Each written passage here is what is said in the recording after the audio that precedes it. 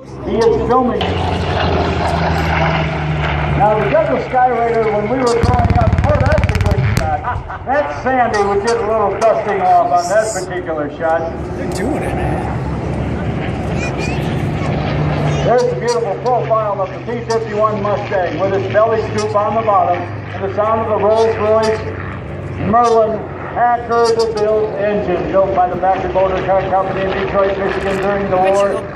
A great improvement off the original engine, and those improvements were given to the Rolls-Royce Company. Look low and to your left as we break for the landing. Over on the opposite runway, you'll see the artistry of getting a lot of airplanes on the opposite runway in the shortest time possible as we continue to beat up the area and put it on film.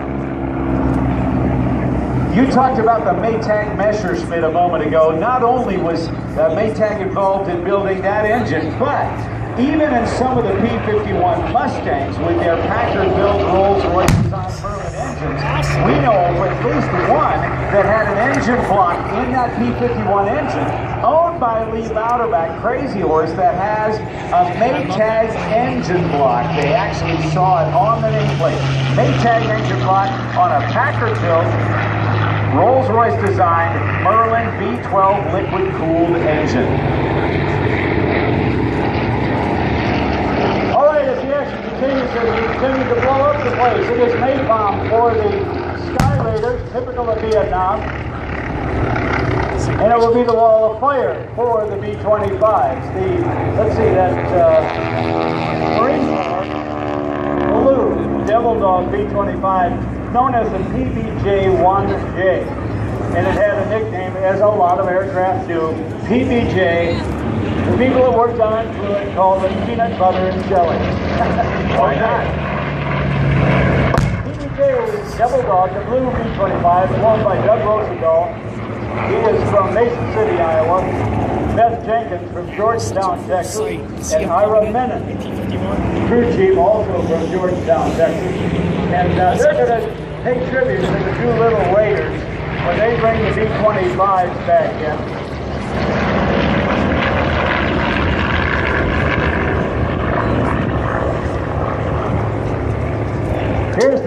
Here is the Grumman Wildcat. I'll tell you who made this airplane famous. Joe Foss was the highest scoring ace of this airplane. Foss Field in Sioux Falls, South Dakota is named after World War II Joe Foss. There's another guy that had an airport named after him that flew that type of Grumman airplane. His name was O'Hare, as in Butch O'Hare, Chicago O'Hare Airport. He and John Thatch came up with a way to engage an enemy dogfighter, and no matter which airplane the enemy locked on, the other wingman in the Thatch weave would get behind the enemy and shoot them down. Those two guys devised that, and they used the Grumman F2, FM2 for General Motors.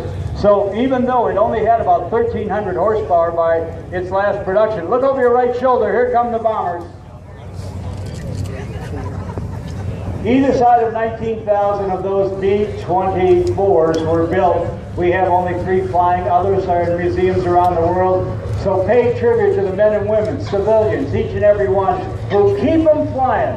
Whether it's a commemorative Air Force, the Yankee Air Force, the Warbirds of America, a division of the EAA, or the Canadian Warplane Heritage. It is fundraising, civilian maintenance, civilian upkeep, to keep these aircraft in the air. And we got a direct hit from the Doolittle bombers, the B-25, the bomb hit doors were open, and sealed I love OshKosh, and I gotta tell you this, just like in the movie of Apocalypse Now, I love the smell of napalm in the morning. It's the smell of victory. All right, the Firewalkers International Pyro Team, they blow things up legally all over that was the wall of flame, right? They are here by popular demand, and they are volunteers, by the way. They are not done, because when you come back for our afternoon daylight twilight, nighttime extravaganza with fireworks and a wall of fire. It will be Firewalkers International that in fact will light up the night.